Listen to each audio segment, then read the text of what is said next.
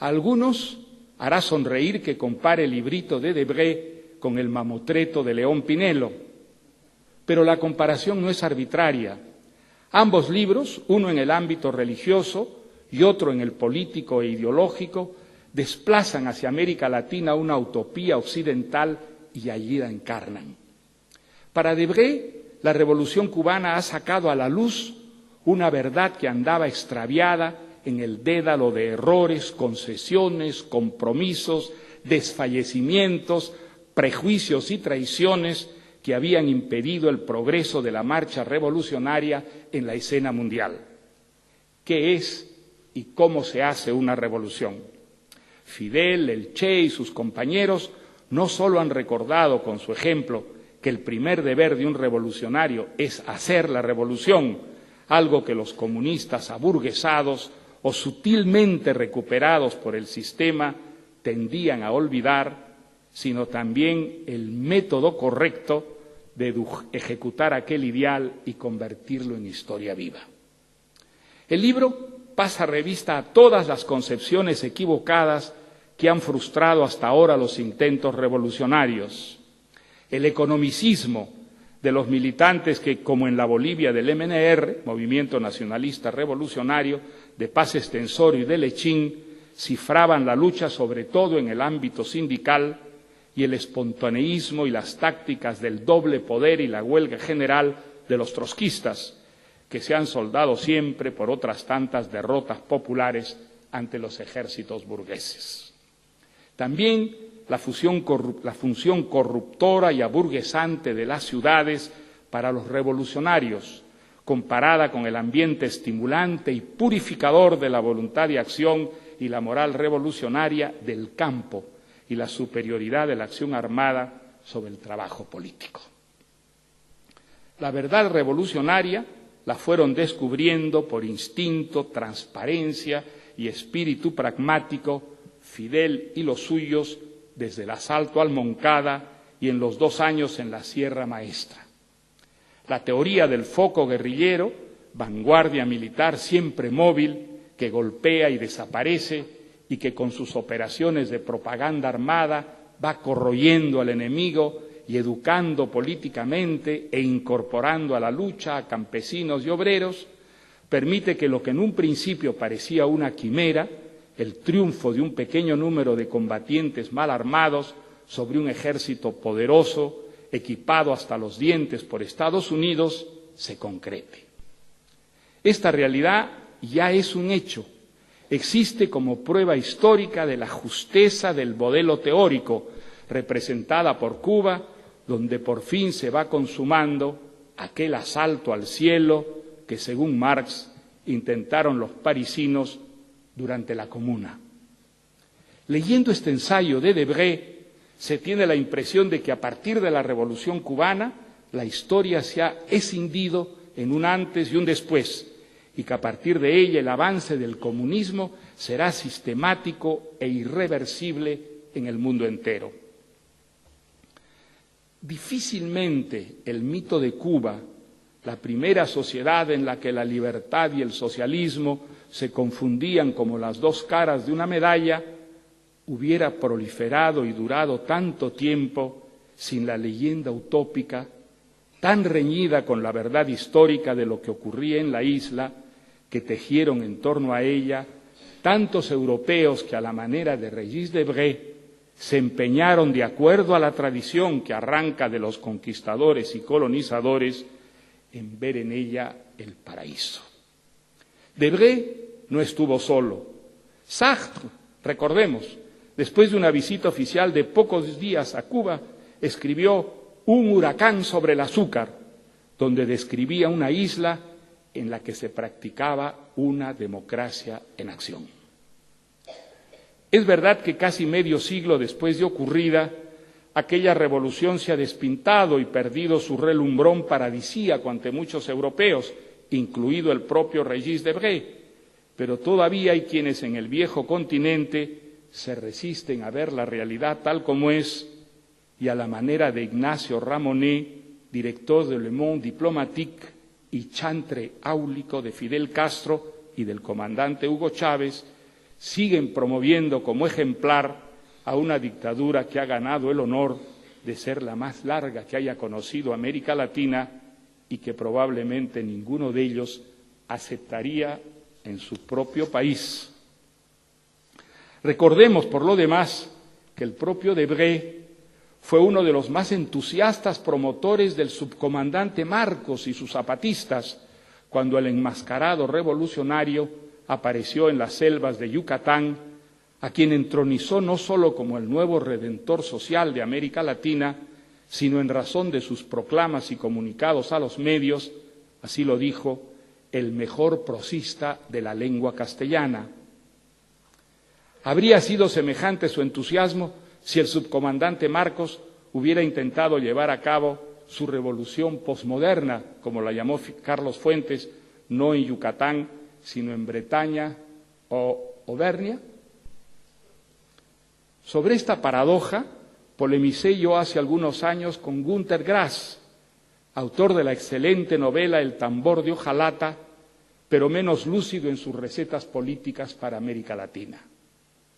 ¿Por qué alguien como él, que en Alemania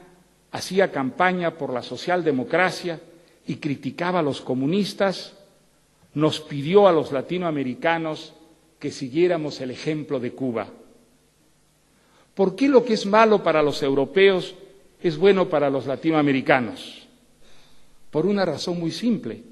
porque para Günter Grass, Ignacio Ramonet y aquel Regis Debré de Revolución en la Revolución,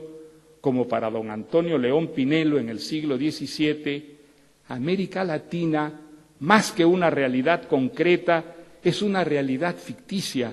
en la que vuelcan sus utopías fallidas y con la que se resarcen de sus decepciones políticas.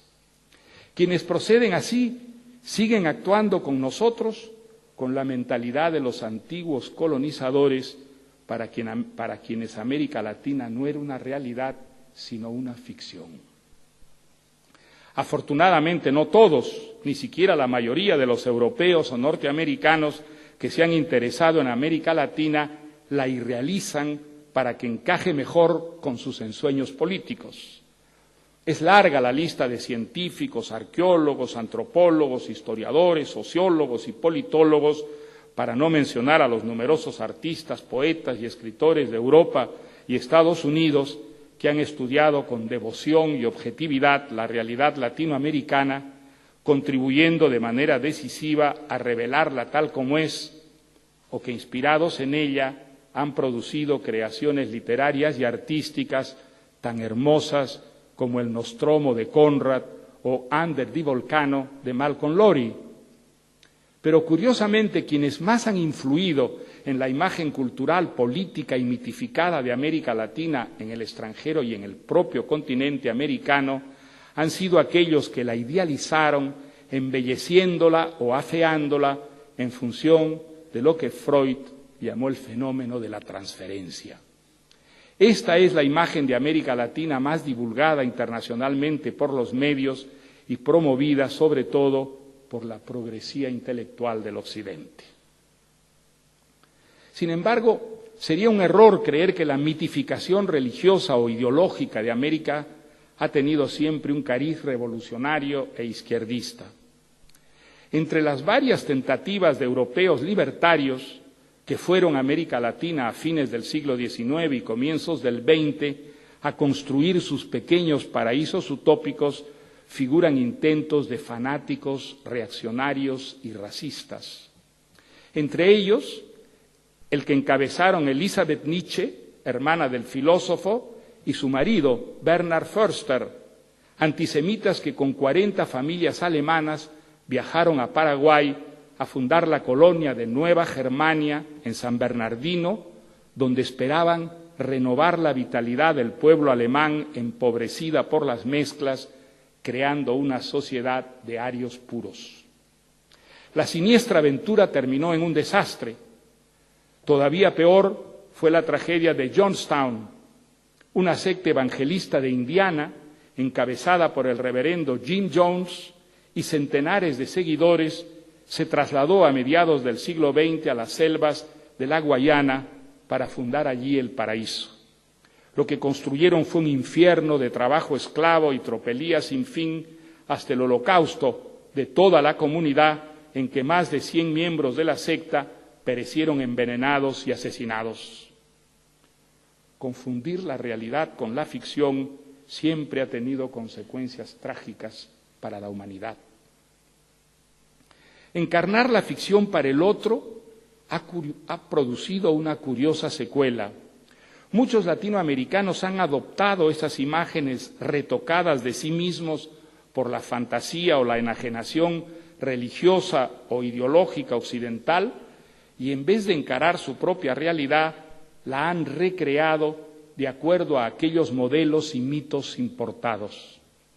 El resultado ha sido beneficioso para las letras y las artes de América Latina, a las que esta ficcionalización de la vida y la historia ha servido de aliciente y disparado la imaginación y el vuelo creativo de poetas, escritores y artistas en obras que muy pronto rompieron los condicionamientos provincianos y alcanzaron un horizonte universal.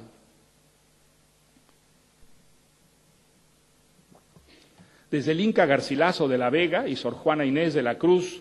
hasta los poemas de Vallejo, Neruda, Octavio Paz, nuestra literatura, al igual que otros géneros creativos, ha edificado una América Latina de ficción a la altura de aquel mítico paradigma que vieron en ella los primeros europeos que desembarcaron allí. En el campo político, en cambio, en el que a diferencia de lo que ocurre en el artístico y literario, conviene discernir con claridad lo que separa a la realidad de la ficción, esta tendencia ha resultado perjudicial y en ocasiones catastrófica. Quisiera examinar a este respecto un texto tan hermoso como falaz de uno de los más grandes novelistas de nuestra lengua, el cubano Alejo Carpentier. Me refiero al prólogo que escribió para su primera obra maestra, la ceñida, astuta y perfecta transfiguración narrativa de los primeros tiempos de la independencia de Haití y la vida y milagros del gobierno haitiano de Henri Christophe, El reino de este mundo,